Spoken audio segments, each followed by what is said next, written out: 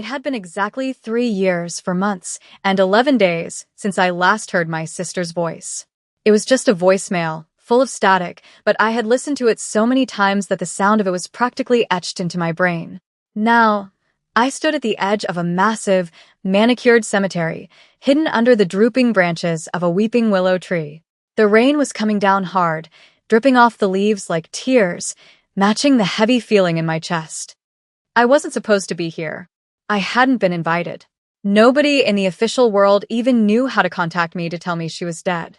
I had only found out because of a secret code we set up when we were just kids running away from a bad childhood, a fake obituary placed in a small-town newspaper that barely anyone read anymore. Isabella was the brave one who always ran toward the fire. I was the one who learned to be cold as ice to survive it. The funeral procession looked more like a military convoy than a grieving family. A line of expensive, black armored SUVs cut through the fog, their headlights slicing through the gloom. They wound their way toward the open grave like a dark snake made of steel. I pulled the collar of my trench coat tighter. The damp cold was seeping right into my bones. This didn't look like a gathering of sad friends and family. It looked like a meeting of wolves. I watched the men get out of the cars. They stood in a protective ring before the casket was even taken out of the hearse. Their eyes moved constantly, scanning the trees and the horizon like security cameras. I recognized that stance. It was military training or very high-level private security. They kept their hands near their chests, ready to reach for a weapon inside their jackets if a twig so much as snapped. I stood perfectly still in the shadows, a ghost haunting her own sister's funeral. The grass was a violent green against the black umbrellas that popped open all at once. And then I saw him, the man everyone was terrified of. The center of gravity. He stepped out of the lead car. He didn't even bother to hold his own umbrella. A guard was there instantly to shield him from the rain. He was tall, with a posture that screamed control and power. This was Min-ho Kong. He was a legendary figure in the criminal underworld, a powerful Korean mafia boss who had turned brutal violence into a corporate business strategy. He was the man my sister Isabella had married. He was the man who had failed to keep her alive. I watched Min-ho walk toward the grave. He moved like a predator, smooth and efficient. Even from far away, I could see the sharp line of his jaw and the cold, blank look on his face. He was wearing a perfectly tailored black mafia suit with a crisp white collared shirt that seemed to glow in the gray light. He didn't look like a husband mourning his wife. He looked like a king who had lost a valuable piece on a chessboard. Anger flared up in my chest, hot and blue.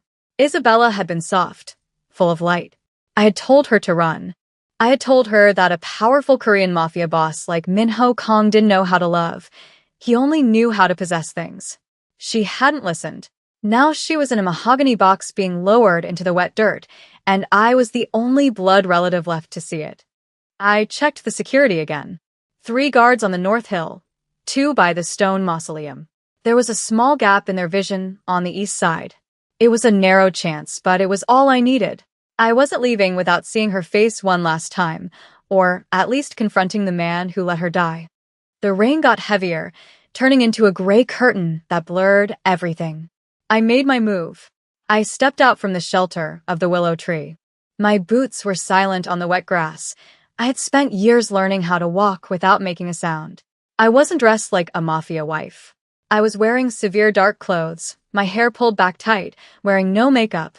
I looked exactly like Isabella, but stripped of all her softness. I looked like a weapon made from the same steel. As I walked toward the grave, the outer ring of security guards noticed me. I saw them stiffen, their hands moving to their earpieces. But they didn't shoot. Confusion is a powerful weapon. They looked at me, and for a split second, they thought they were seeing a ghost. They thought the woman in the casket had climbed out and was walking through the rain. That moment of hesitation was all I needed to walk right past them. The silence at the graveside was total. It cut through the sound of the rain and the distant traffic. It wasn't a respectful silence. It was pure shock. I kept my eyes locked forward, ignoring the gasps from the few women in attendance. I walked until I was 10 feet from the casket, 10 feet from him.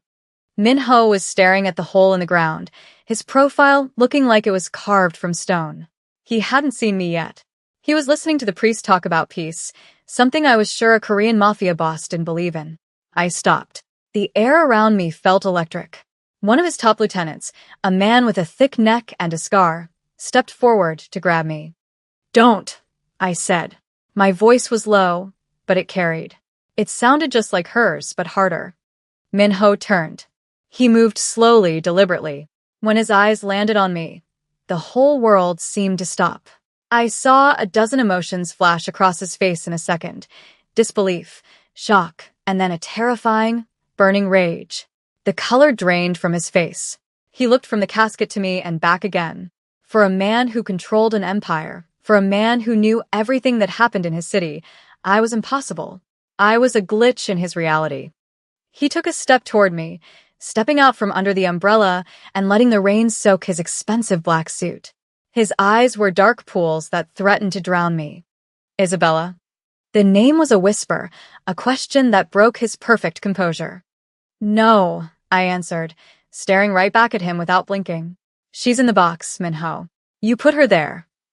The realization that I wasn't his wife hit him hard. The tiny bit of softness I had seen in his eyes vanished instantly, replaced by sharp, diamond-hard scrutiny.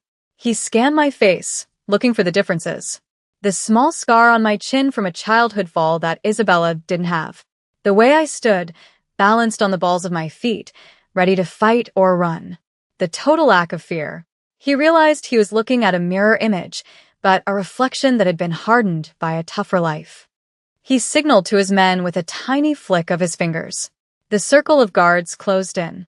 The other mourners were quickly ushered away.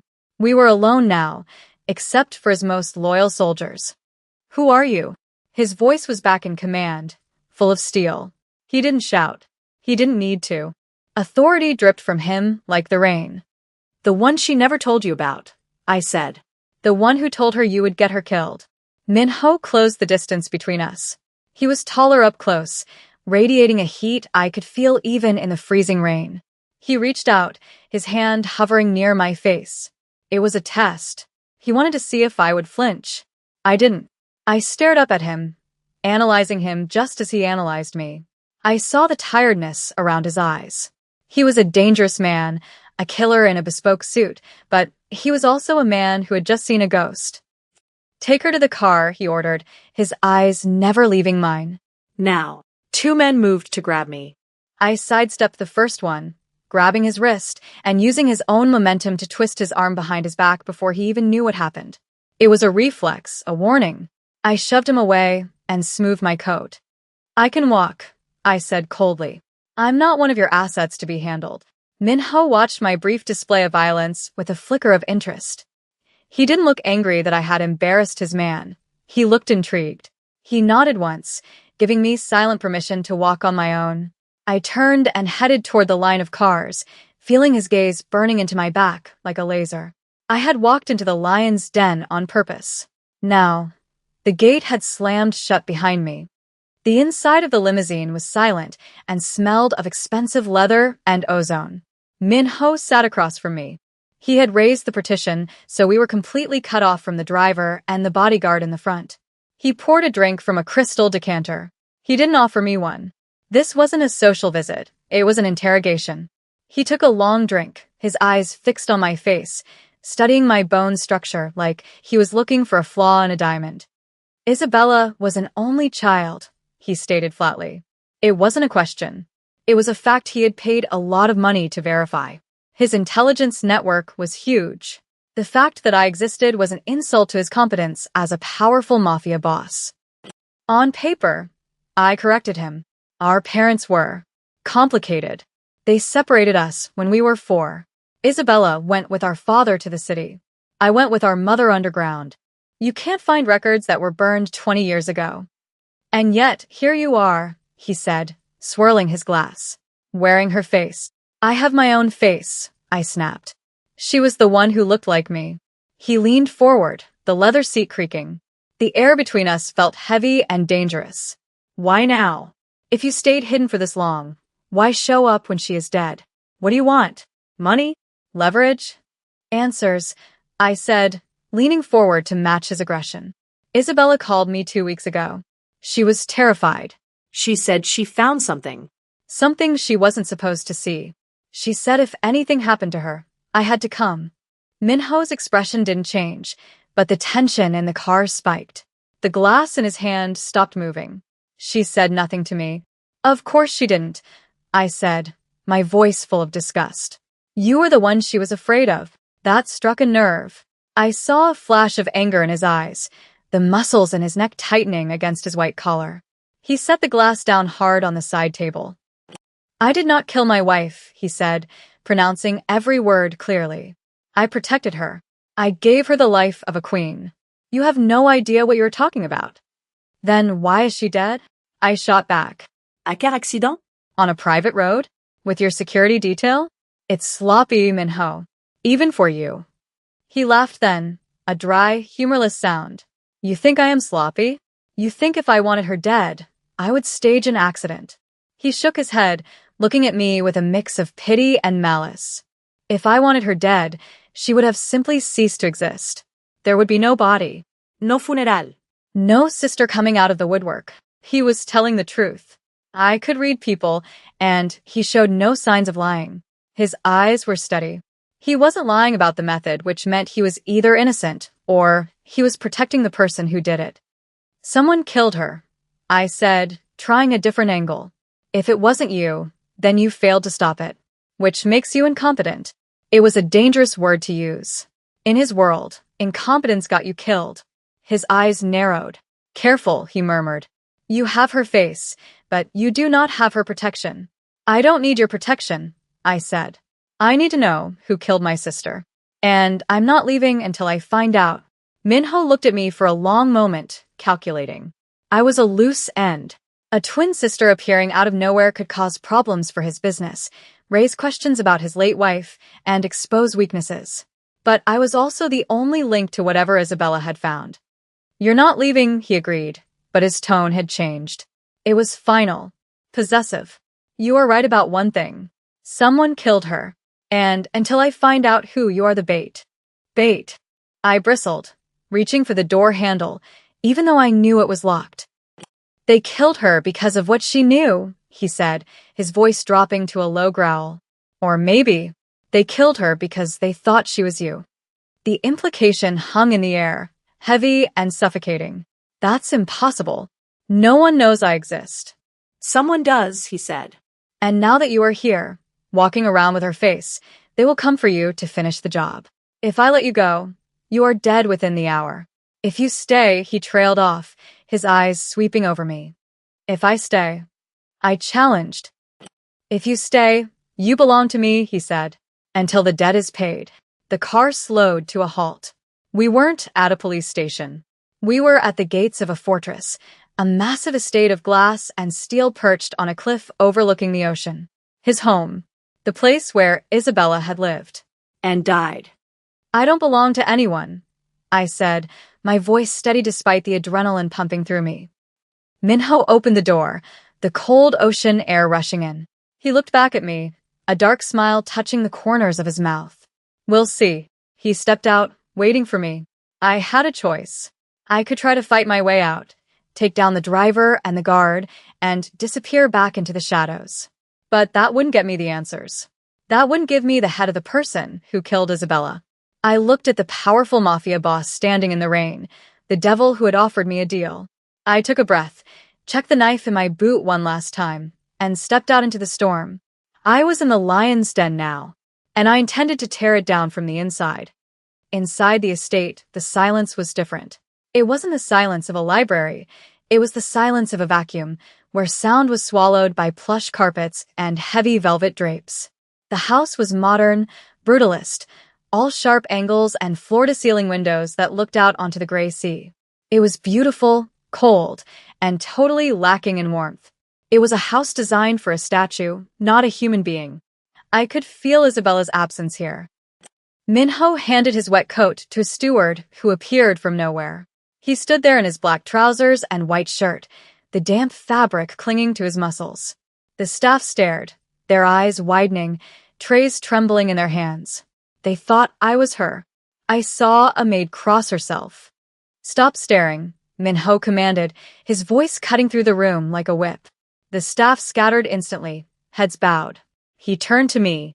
My office. We have details to discuss. He led me down a long corridor. I followed, memorizing the layout. Exits. Stairwells. Keypads. I was mapping the cage. He opened a set of double doors and ushered me into a room that smelled of leather and tobacco. It was a masculine space, dominated by a massive desk and a wall of monitors displaying camera feeds from around the city. This was the nerve center of the Korean Mafia boss. Sit, he said, gesturing to a chair. I prefer to stand, I replied, moving to the window. I didn't want to be in the lower position. Minho walked to his desk but didn't sit. He leaned against the edge, crossing his arms over his chest. Isabella was investigating something, he said.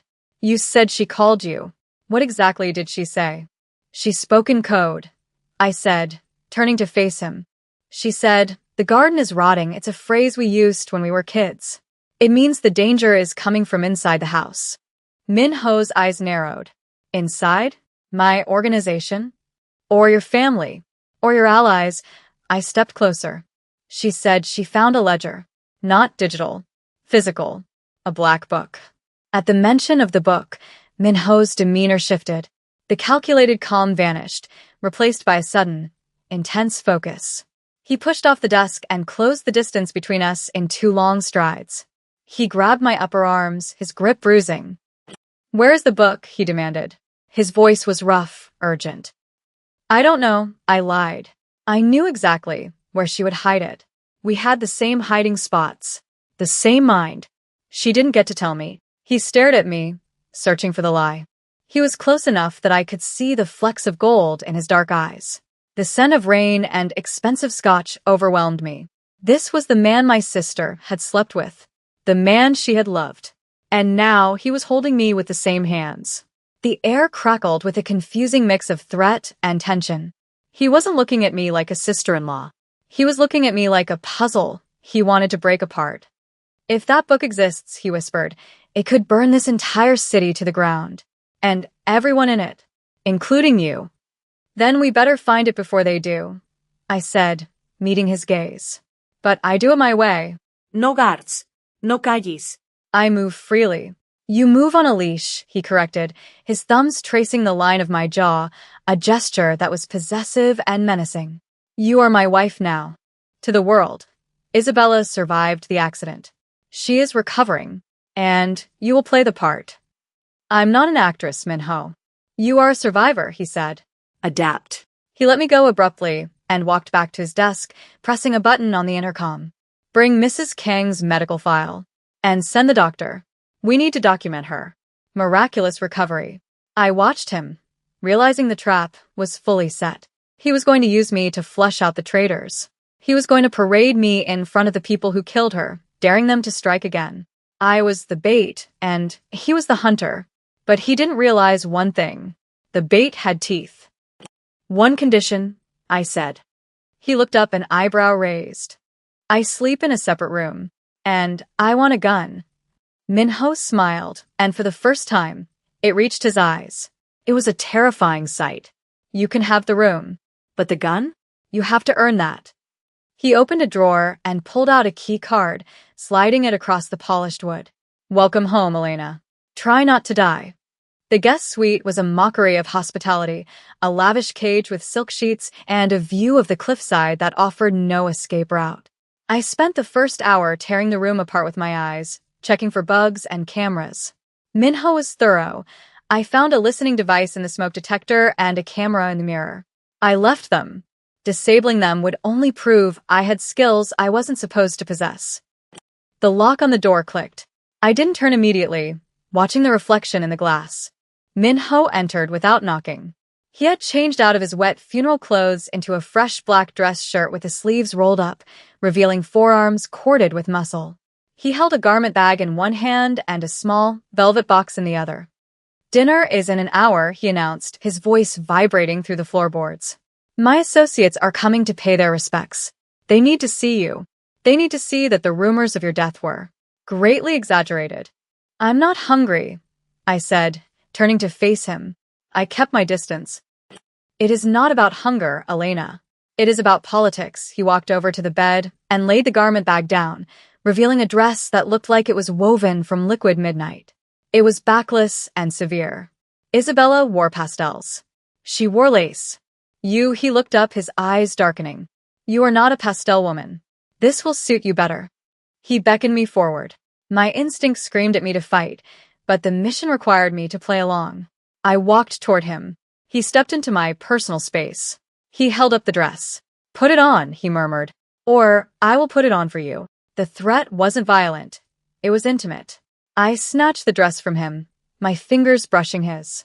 The contact sent a jolt of electricity at my arm.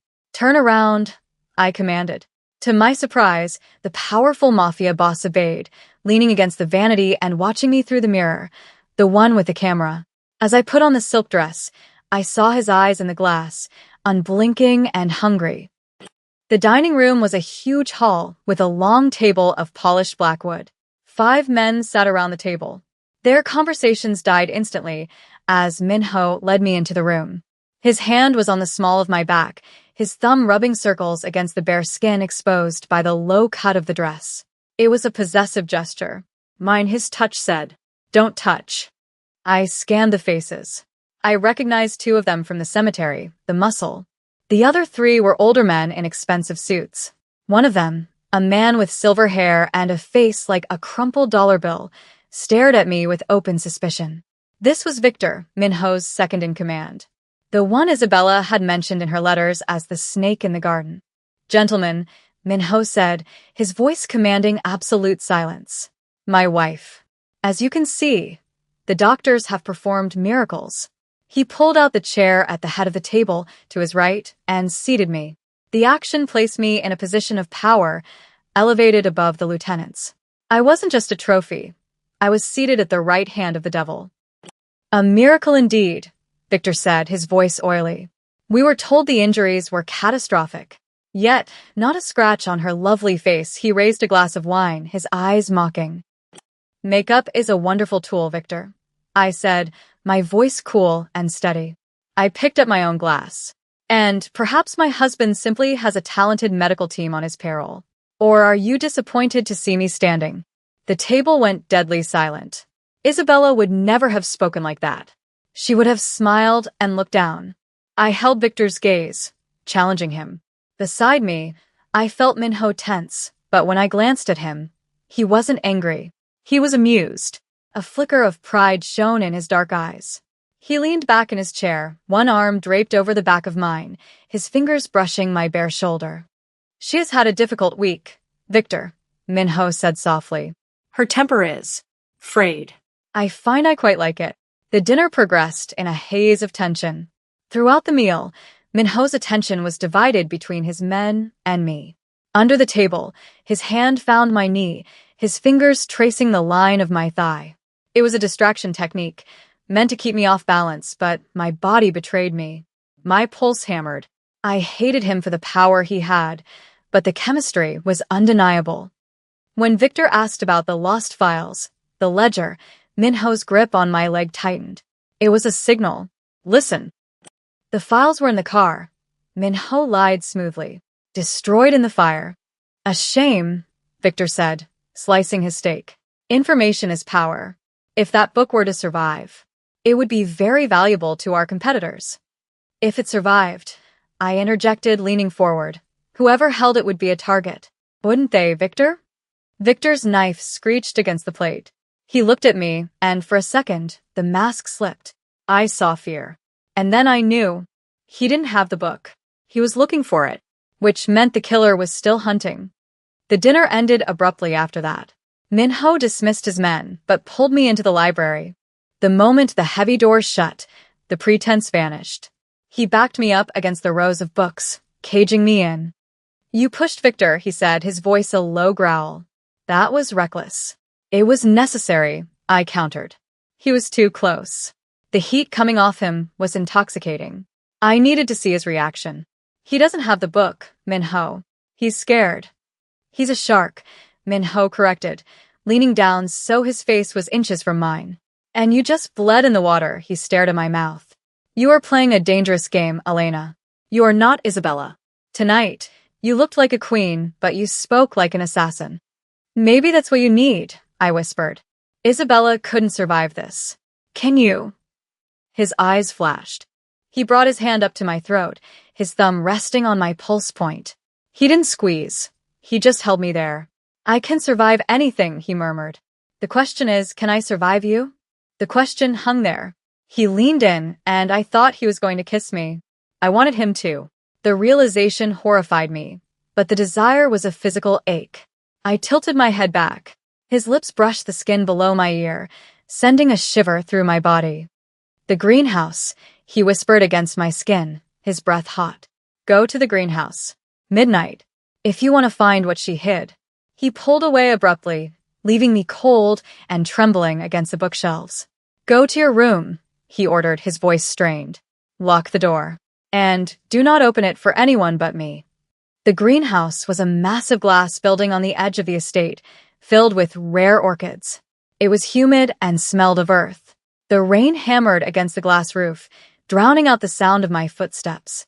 I moved through the shadows. Minho had said midnight. It was 12:05. I found the spot Isabella had described in her coded voicemail. The rotting garden in the back corner. There was a bed of black flowers, wilted and dying. I knelt, digging my fingers into the cold dirt. My hand brushed against something wrapped in plastic. I pulled it out, a small black notebook. I wondered if you would figure it out. I spun around, clutching the book.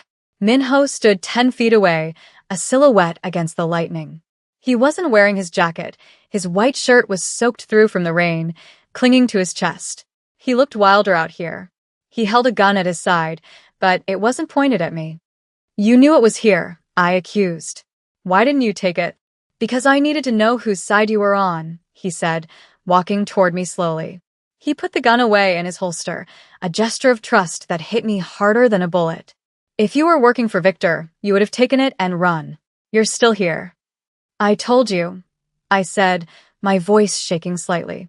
I want the truth. The truth is in your hands, he said, stopping right in front of me. He reached out, covering my hands with his, trapping the book between us. His hands were warm and rough.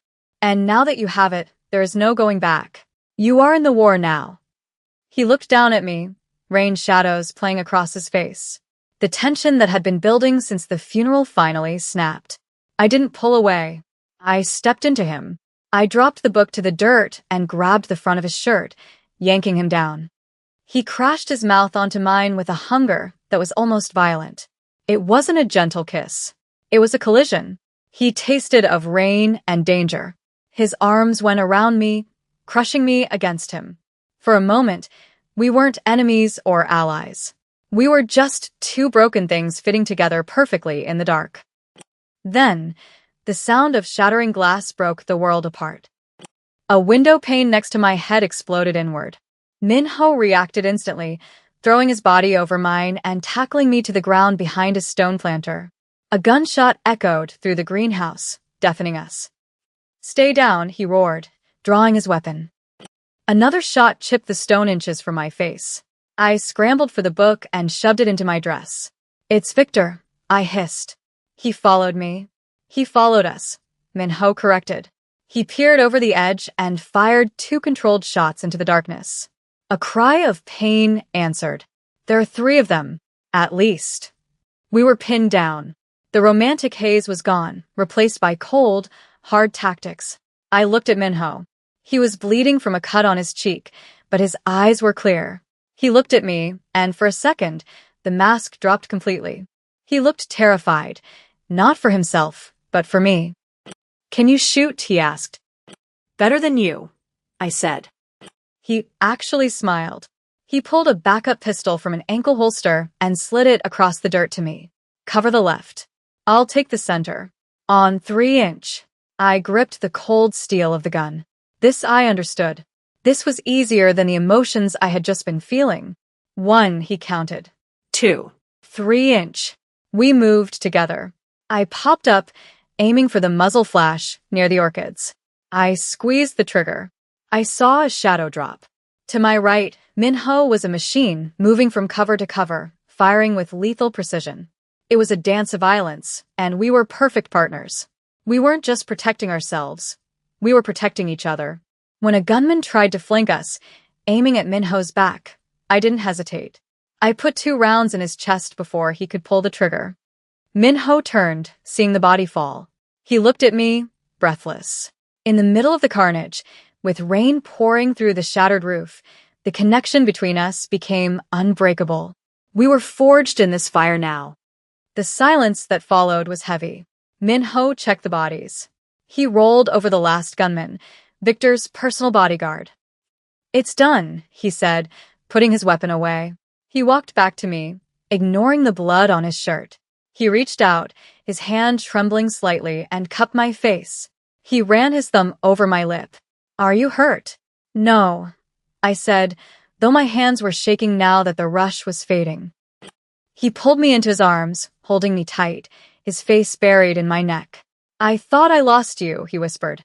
"I thought I lost you again." The words hung in the air. Again. He wasn't talking about Isabella anymore.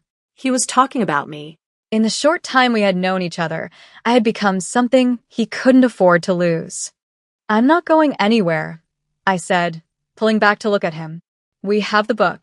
We have the proof. We take them down, Minho. All of them." He nodded, a hard, ruthless light returning to his eyes. "Yes." "We burn the garden." He took my hand, lacing his fingers through mine. We walked out of the ruined greenhouse, into the storm, not as a mafia boss and his fake wife, but as the king and queen of a kingdom we were about to conquer together. I had come here to find a ghost, but I had found a future. A dark, dangerous future. And God help me, I wanted it. I looked at Minho Kong, at the deadly promise in his eyes, and I knew Isabella had run from the fire. I was going to rule it.